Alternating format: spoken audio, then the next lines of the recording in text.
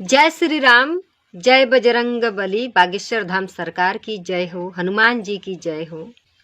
आप जानते हैं राम जी के भक्त अगर कोई है तो वो है हनुमान जी। हनुमान जी जैसा भक्त कोई हो ही नहीं सकता। इस जगत में हनुमान जैसे भक्त, राम जी के भक्त कोई नहीं, आप भी नहीं, हम भी नहीं। जब सीता मैया को हरण करके ले गया रावण, तो हनुमान जी उस समुद्र को पार करके मैया से मिलने गए। मैनाक पर्वत आपने सुना है, तो मैनाक पर्वत सागर देवता उन्हें जैसे कहा तो उन्होंने मैनाक पर्वत सागर से निकले और हाथ जोड़कर हनुमान जी के जब कहने लगे, बार बार विश्राम करने के लिए प्रार्थना करने लगे मैनाक पर्वत हनुमान जी को। उसके उत्तर में हनुमान जी एक कहने लगे। हनुमान जी ने भी उस पर हाथ फेर के मैनाक पर्वत को फेर कर प्रणाम किया। बोले कि श्री रामचंद्र के कार्य करे बिना करे मैं विश्राम कहाँ लूंगा, मुझे विश्राम कहाँ। जब तक हनुमान जी राम जी के कार्य नहीं करते तब तक विश्राम नहीं लेते। ऐसा भक्त कलयुग में आपको कभी नहीं मिलेंगे। सोचिए, उन्होंने अगर चाहते इतना दूर सागर पार लंका जाना, उनसे मैनाक पर्वत बार बार हाथ जोड़कर कहने लगा कि थोड़ा विश्राम कर लीजिए, परंतु हनुमान जी एक भी नहीं सुने और उन्हें आशीर्वाद देकर ये भी कहा, जब तक मैं राम का कार्य नहीं करता तब तक मुझे विश्राम नहीं। और हम कलिकाल में देखिए, हमसे एक भी कार्य नहीं होता है। अगर हमें माता पिता कुछ कार्य देते हैं तो हम बात को टाल देते हैं, हम कहते हैं छोड़ो, जाने दो, हमसे नहीं होगा।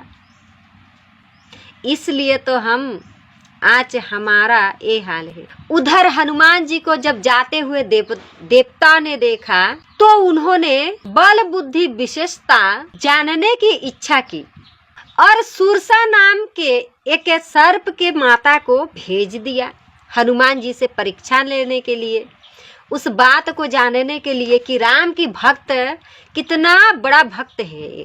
उसने आकर यह कही, आज मुझे देवताओं ने भोजन दिया। सर्पों की माता कहने लगी।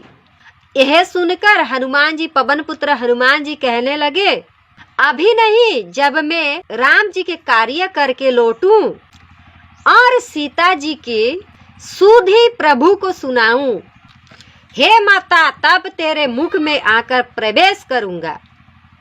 हनुमान जी कह रहे हैं, जब मैं श्री राम जी का कार्य करके लौटूं और माता जी के सब समाचार लेकर राम जी को सुनाऊं, उसके बाद मैं अपने आप आपके मुंह में प्रवेश करूंगा। ये मैं सत्य कहता हूँ। हनुमान जी कहने लगे उस सर्पों की माता से, मुझे जाने दो, परंतु वो सर्पों की माता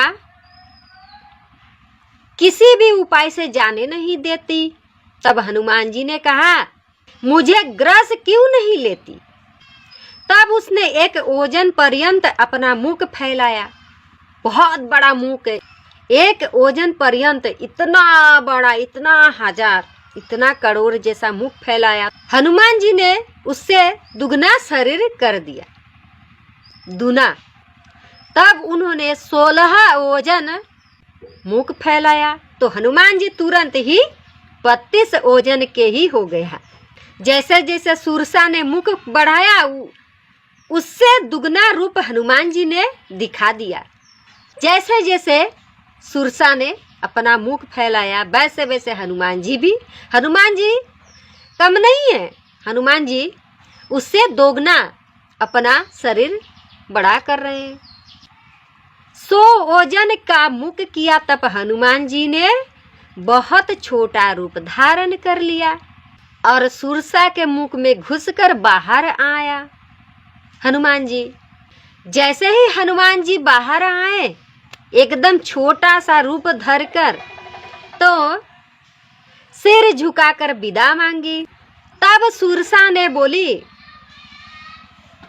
कि देवताओं ने मुझे जिस लिए भेजा था सो तुम्हारी बुद्धि और बल पराक्रम का भेद मैंने पा लिया। तो जो देवताओं ने भेजा उनके हनुमान जी के बुद्धि बल को जानने के लिए वो सुरसा ने ले लिया, प्रमाण भी पा गई, ये भी बता दी। तो सुरसा कहने लगी, श्री राम जी का सब कार्य करोगे, तुम बलवान और बुद्धि निधान हो।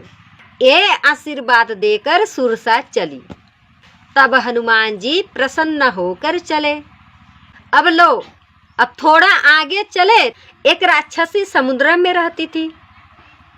देखिए समुद्र में कितना संकट, कितना परीक्षा उन्हें देना पड़ा, कितना कुछ नहीं करना पड़ा। अगर कोई भक्त अगर अभी ये सब कर ही नहीं पाएगा, कलयुग में किसी का दवा लेने जाने के लिए होगा, कोई अगर ईंट चलाता है तो वो भाग जाएगा, कहेगा मरने दो, हमें कोई लेना देना नहीं, मुझे अपना जान बचाना है। परंतु भगवान को देखिए, हनुमान जी को देखिए, राम का भक्त कैसा भक्त।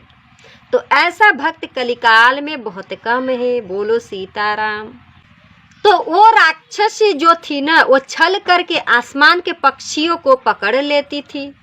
जो आसमान में उड़ता था वो पक्षी, चाहे वो काक हो, चील हो, कौवे, जो भी है, सबको पकड़ लेती थी छल से। जीव जंतु जो भी आसमान में चलता फिरता उड़ता था ना, उसका परछाई देखकर वो पानी में, सागर के भीतर परछाई देखकर उसे पकड़ लेती थी छल के मारे। जब वो छाया पकड़ ले तो वो नहीं उड़ पाता था। देखिए जिसका वो छाया पकड़ती थी ना, वो चीज, चाहे वो कौवे हो, चाहे चील हो, कुछ भी जंतु जीव हो, वो चल ही नहीं पाता था, उड़ ही नहीं पाता था। वो कैसा राक्षसी। परंतु हनुमान जी के सामने कुछ चलने टिकने वाला नहीं। और जो राम का भक्त होता है ना, उसका कोई बाल बाका कर ही नहीं सकता है। इसी प्रकार वो सर्वदा ही पक्षियों को खाती थी, सर्वदा ही हमेशा ही खाती थी। उसने हनुमान जी से वही छल किया, उस राक्षसी ने वही छल जैसे सबके साथ करती थी। परंतु उसका कपट हनुमान जी तुरंत पकड़ लिया। तुरंत ही उसका कपट छल जो भीतर था, उसको चरण पहाड़ों से मारकर पवन पुत्र वीर मतिधीर हनुमान जी समुद्र के पार पहुँचे। वहां जाकर वन की शोभा देखा, जिसमें मधु के लोभ से गुंजार कर रहे थे। वहां अनेक प्रकार के वृक्ष फल फूल से शोभायमान थे। मृग आदि पशुओं के झुंड देख मन प्रसन्न हो जाता था। वहां एक बड़ा पर्वत था, जिस पर हनुमान जी कूदकर निर्भय हो चढ़ गए। उसमें कूदकर हनुमान जी निर्भय से चढ़ गए। शिव जी कहते हैं, पार्वती ये कुछ कपि की बड़ाई नहीं है, ये भगवान श्री रामचंद्र जी का प्रताप है। शिव जी अपने पार्वती जी से कहने लगे, जो काल को भी भक्षण कर सकता है। पर्वत पर चढ़कर हनुमान जी लंकापुरी को देखा। उस पर्वत पर चढ़ के लंकापुरी को देखा हनुमान जी। वहां बहुत ऊंचा दुर्ग बना हुआ था, जिसका वर्णन नहीं किया जाता, उसका वर्णन किया ही नहीं जाता। इतना बड़ा सुवर्ण का किला अनेक रंग की मणियों से जड़ा हुआ, बहुत ही लंबा चौड़ा शोभायमान था। चौराहा बाजार सुंदर सुंदर मार्ग से और गलियों बहुत भांति सुंदर बना हुआ था। हाथी घोड़े और खच्चरों का समूह तथा रथों के समूह कौन गिन सकता है। अनेक रूप वाले महाबली राक्षसों के झुंड और सेना का वर्णन नहीं किया जाता।